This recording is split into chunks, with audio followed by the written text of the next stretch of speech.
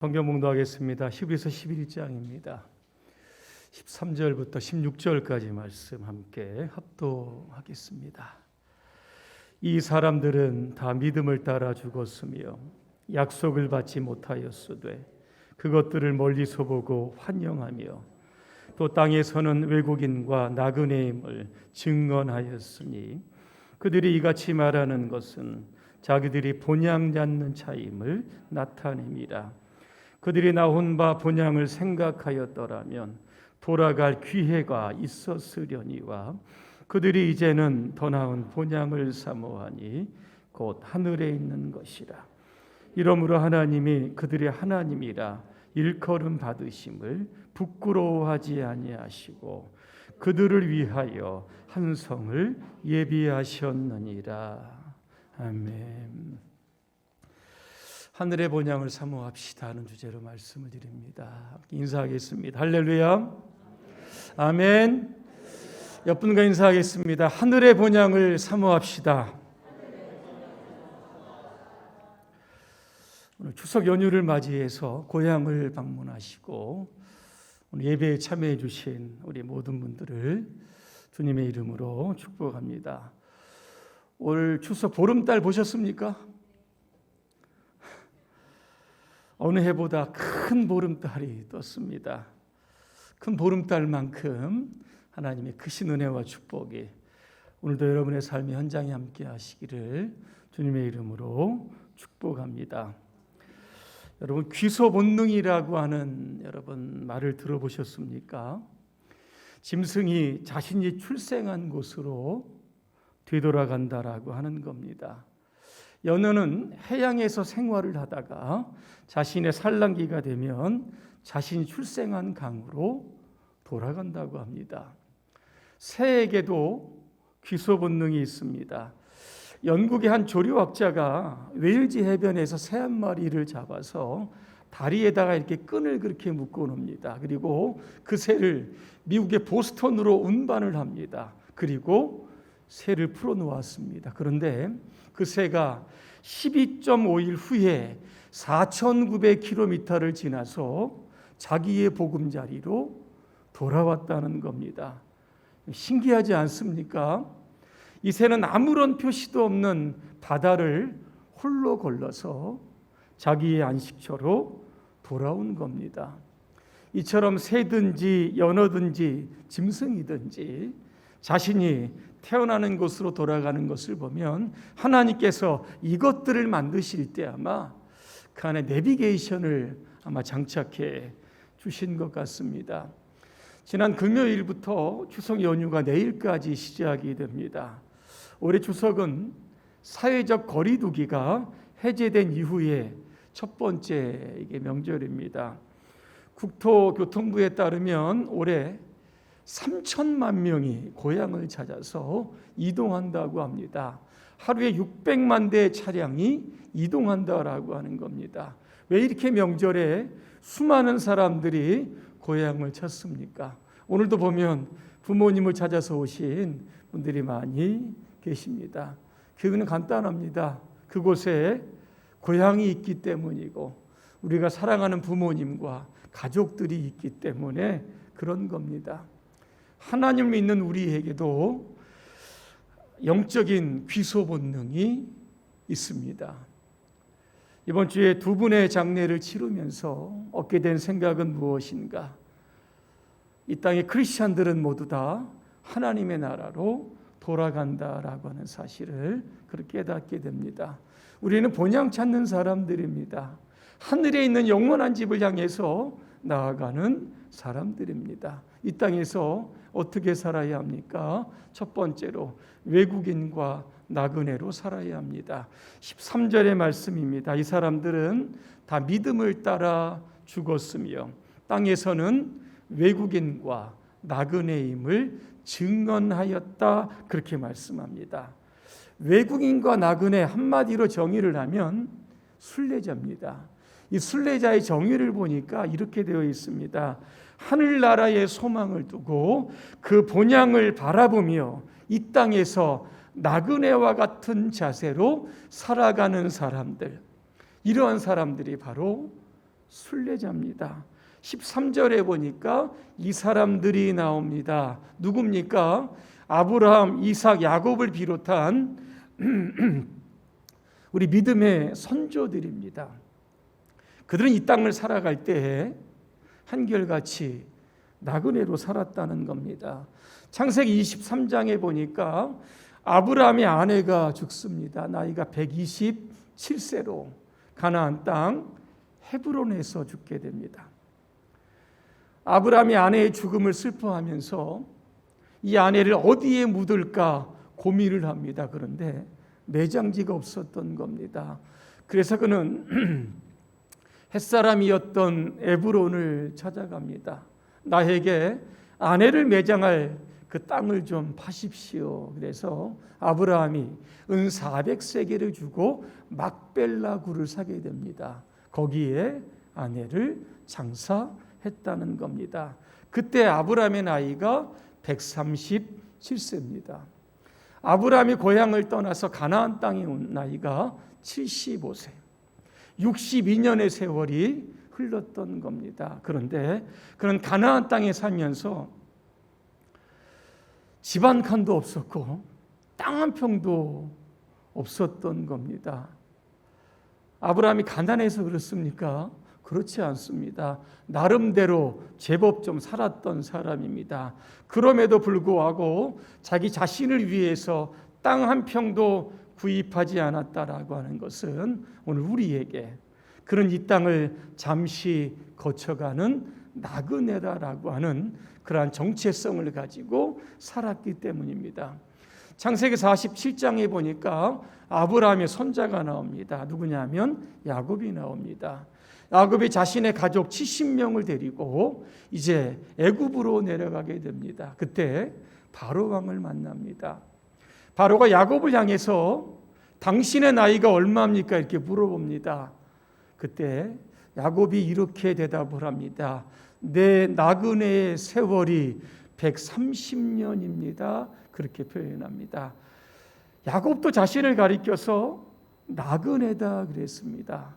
우리가 이 땅에 나그네로 산다는 것은 어떤 의미를 담고 있습니까?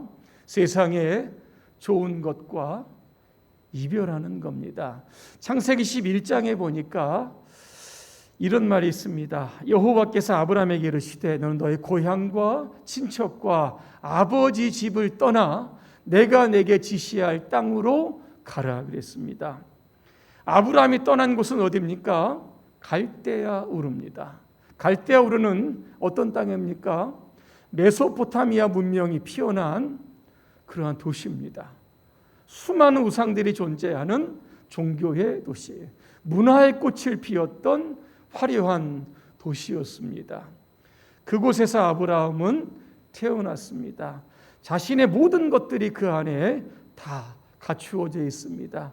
일가 친척도 있고 친구도 있을 것이고 집도 있을 것이고 땅도 있을 것이고 모든 것들이 있었습니다. 그런데 하나님은 그 땅을 떠나라고 하십니다.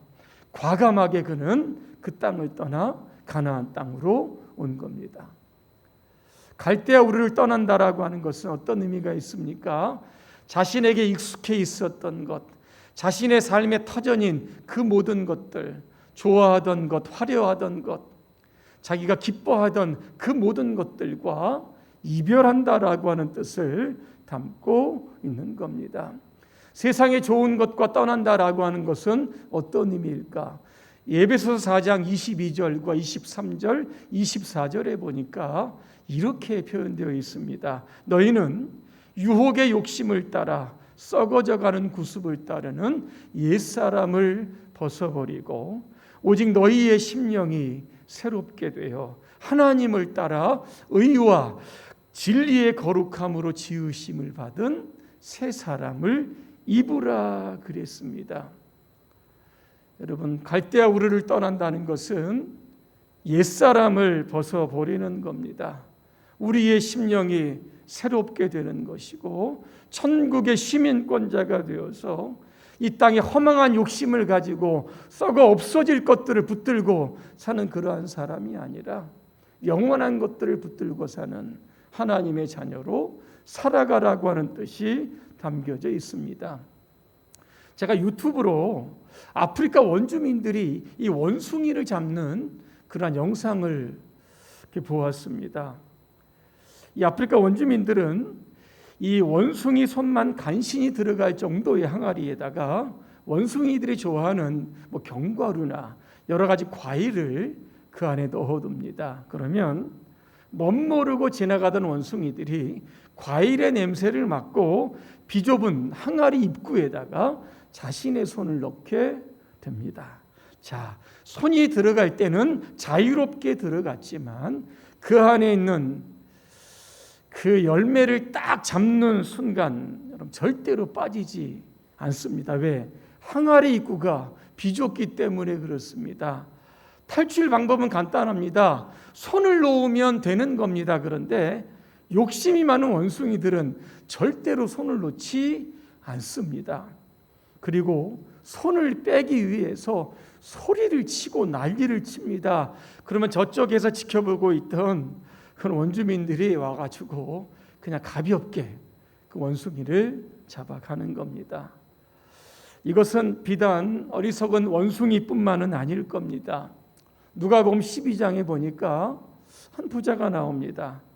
밭에서 한 해에 많은 소출을 거두게 되었습니다. 속으로 생각합니다. 이 많은 소출을 쌓아둘 곳이 없으니 어떻게 할까 고민을 하다가 이렇게 이야기를 합니다. 지금 현재 있는 곡간을 헐고 더 큰 곡간을 지어서 거기에 곡식을 쌓아두고 이제부터 평안히 먹고 마시고 즐기자, 그렇게 이야기를 합니다. 근데 그날 밤에 하나님께서 이렇게 말씀을 하십니다. 오늘 밤에 내 영혼을 내게서 도로 찾겠다, 그렇게 말씀합니다. 그러면 내가 장만한 것이 누구의 것이 되겠느냐, 그렇게 말씀합니다. 왜 이 부자가 여러분 어리석습니까?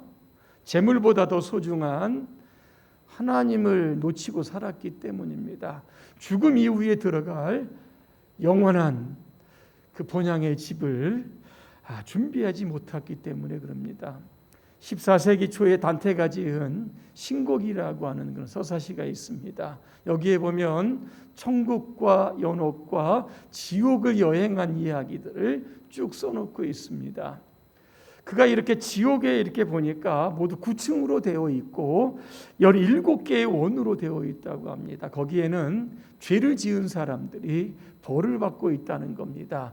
그런데 이곳에는 배교자도 있고 하나님을 몰랐던 사람들도 있었지만 세상에 명예가 있었고 권력을 가진 사람들이 그곳에 많이 있었다는 겁니다. 예를 들면 장군과 시인과 황제와 주교와 교환과 사업가들이 극심하게 고통을 받고 있었다는 겁니다. 이 세상에서 하늘의 것들을 놓쳐버리고 세상의 것들을 추구했던 사람들이 그곳에 있더라고 하는 겁니다. 그들은 세상에서 정상을 달려갔지만 죽음 이후에는 저 가장 밑바닥으로 추락했던 것을 보게 되는 겁니다.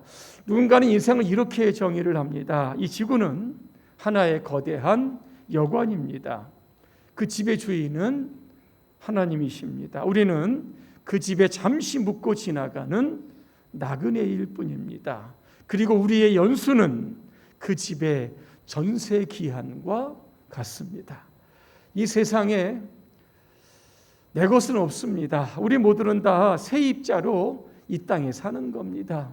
돈도 그렇고 우리의 목숨도 여러분 마찬가지입니다. 잠시 하나님께 빌려 쓰다가 다 이 세상 떠나는 겁니다. 그런데 오늘 이 부자처럼 하나님의 것을 내 것이라고 착각을 하고 욕심을 부리고 그것을 움켜쥐게 되면 우리는 모두 이 어리석은 부자가 된다라고 하는 겁니다.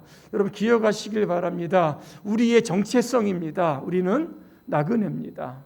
우리는 외국인이고 우리는 이 땅의 이방인이고 우리는 순례자입니다. 언젠가 불현듯 하나님 우리를 부르실 때가 있다라고 하는 겁니다. 그때 여러분 모든 것 다 여러분 다 내려놓으시고 우리는 하나님의 나라에 가서 영원하게 살 사람이라고 하는 사실을 늘 기억하시길 바랍니다.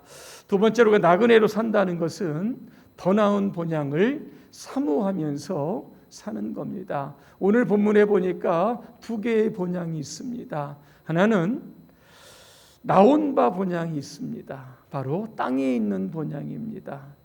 육신의 고향이고 과거적인 고향입니다. 또 하나의 본향은 더 나은 본향이다 그랬습니다. 어디에 있습니까? 하늘에 있습니다. 우리가 죽음 이후에 돌아가서 영원히 하나님과 사랑할 고향이 바로 더 나은 본향입니다. 이스라엘 백성들이 출애굽에서 광야 생활을 하게 됩니다. 그들의 몸은 출애굽했지만 그들의 마음은 여전히 애굽에 있었습니다. 그들의 목적지가 가나안임에서도 불구하고 광야 생활에 삶이 고달프다 보니까 그들이 나온 바 애굽을 늘 생각을 했던 겁니다. 애굽에서 먹었던 것, 애굽에서 놀았던 것, 애굽에서 즐겨하던 것, 그런 것들을 끊임없이 이야기하면서 광야 생활 자체가 그들 자신을 더 힘들어지게 만들었다라고 하는 겁니다. 그래서 그들은 원망과 불평을 했던 겁니다. 결국 출애굽 1세대는 가나안 땅에 들어가지 못하고 광야에서 다 죽었던 겁니다. 지난주에도 말씀드렸지만 롯의 아내를 여러분 기억하실 겁니다. 뒤돌아보지 말라라고 하는 하나님의 경고를 무시합니다. 그동안 살았던 자신의 집, 터전 모든 것들을 결국은 돌아보았다가 소금 기둥이 되었다는 겁니다. 뒤돌아본다라고 하는 것은 결국 과거로 돌아간다는 것이고 애굽으로 돌아가고 세상으로 돌아간다라고 하는 겁니다. 그런데 아브라함은 조금 다릅니다. 가나안 땅에 흉년이 듭니다. 그러면 이 아브라함은 자신의 고향을 아마 떠올렸을 겁니다. 그 풍부한 도시, 그쪽으로 돌아갈 마음이 계속해서 생겼을 것인데 오늘 아브라함은 고향 생각 딱 접게 됩니다. 그리고 앞으로 자기가 들어가야 할 그 더 나은 본향을 향해서 그의 믿음의 시선이 그곳에 고정되어 있었던 것을 우리가 보게 됩니다. 지난 8일 목요일입니다. 우리 봉산부활동산에서 우리 이찬삼 장로님 봉안 예식을 마치고 국화꽃으로 취토를 하게 되었습니다. 유가족들과 모든 성도들이 국화꽃으로 취토를 하면서 주로 이런 말씀을 하십니다. 장로님, 천국에서 뵙겠습니다. 장로님, 천국에서 평안히 안식하십시오. 장로님은 평소에 그렇게 돌아갈 그 본향을 소망하셨는데 비록 육체는 한 줌의 재가 되어 땅에 묻혔지만 장로님의 영혼은 천국에서 안식하고 계시는 겁니다. 헨리 나우에는 죽음을 이렇게 설명합니다. 본향으로 가는 날이다. 영어로 이야기하면 홈커밍 데이다. 그렇게 이야기를 합니다. 제임스 화이트라고 하는 사람도 이렇게 이야기합니다. 신앙을 지키다 죽은 그리스도인은 승리자로 간주하고 장례 절차는 고향으로 돌아가는 개선 장군과 같은 승전적인 성격을 지닌다. 그렇게 이야기를 합니다. 죽음은 우리가 하늘나라에 입성하는 날입니다. 오늘 16절에 보니까 그들을 위하여 한 성을 예비하셨다. 그렇게 말씀하고 있는 겁니다. 오스트리아의 작곡가인 하이든이 1772년에 제45번 교향곡을 작곡하게 됩니다. 그 제목이 고별이었다고 합니다. 이 만들어진 사연이 이렇다고 합니다.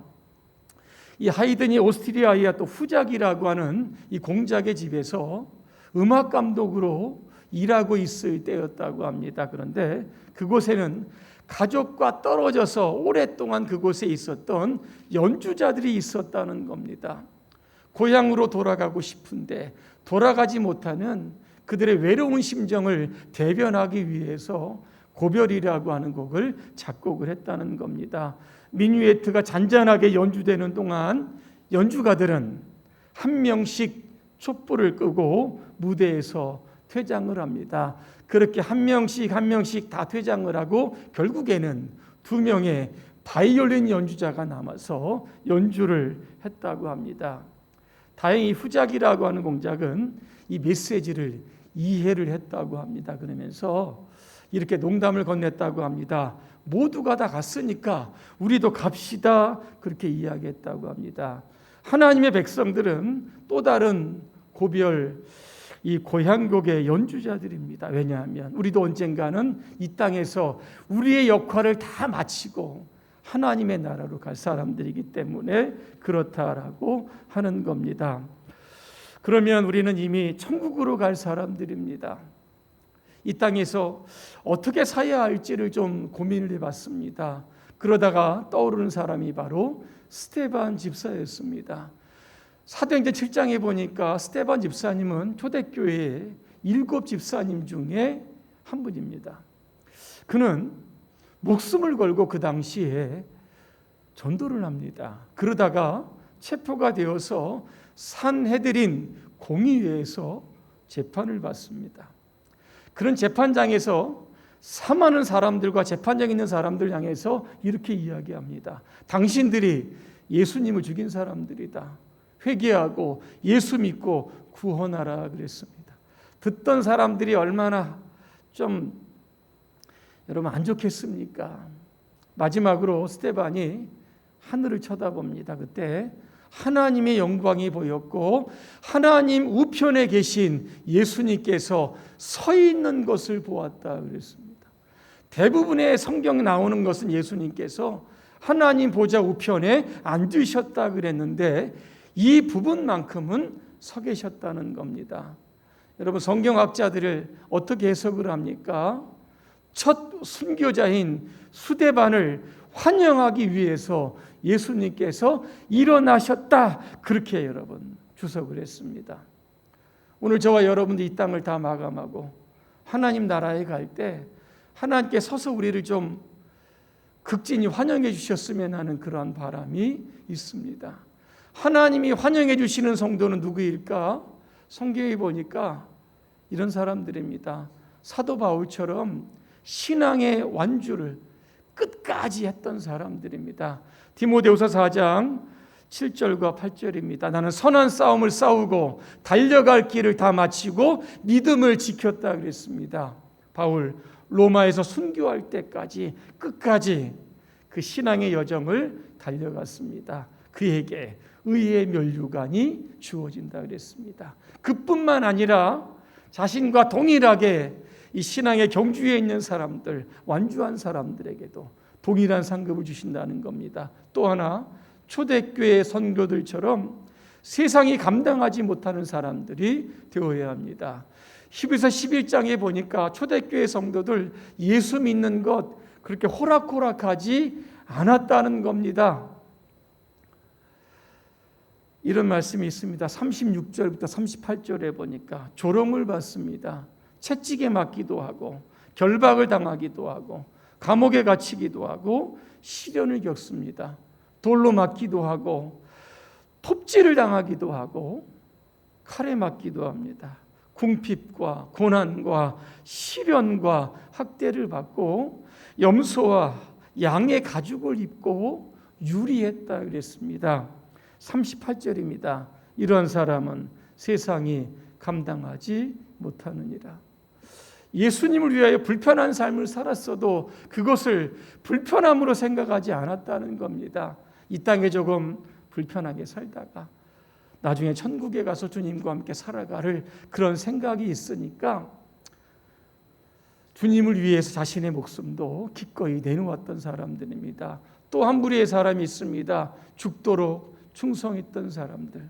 계시록 2장 10절입니다.